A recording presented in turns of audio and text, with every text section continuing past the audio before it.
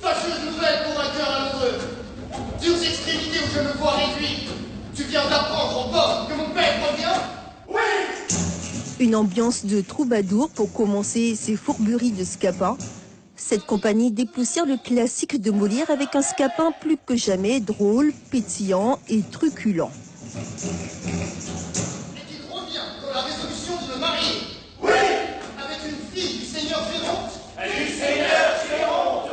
Scapin, en effet, c'est une des figures mythiques du théâtre classique. On peut l'associer à Arlequin, à Figaro. C'est le serviteur rusé qui souvent est plus intelligent que son propre maître. Donc c'est lui qui va, dans les fourberies de Scapin, réussir à sortir, à tirer d'affaire Léandre et Octave, les deux jeunes premiers qui se sont mariés chacun sans le consentement de leur père et qui maintenant se retrouvent au pied du mur face à la colère de leur père.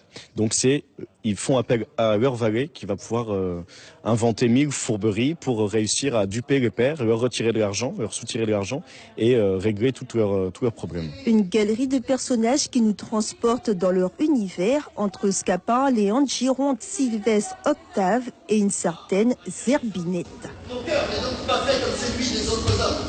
Et je sens bien pour moi que je vous aimerai jusqu'au tombeau. Zerbinette, c'est l'amoureuse de Léandre. Et c'est une fille qui a été adoptée par les Égyptiens. Et voilà, c'est à cause de leur histoire d'amour qu'il y a un problème avec le père de Léandre, qui est Géronte.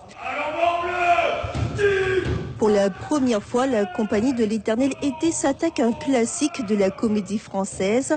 Plutôt habituée à des pièces contemporaines, elle a sauté le pas avec une mise en scène bien spécifique pour l'occasion.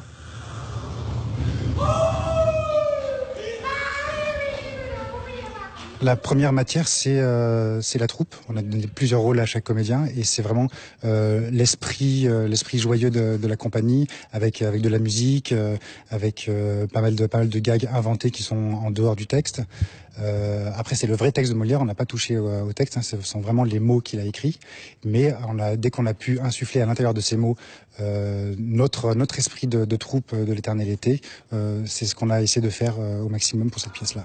Les fourberies de Scapin de Molière revisitées par cette compagnie, cela donne une autre vision de Jean-Baptiste Poquelin encore plus vivante et divertissante.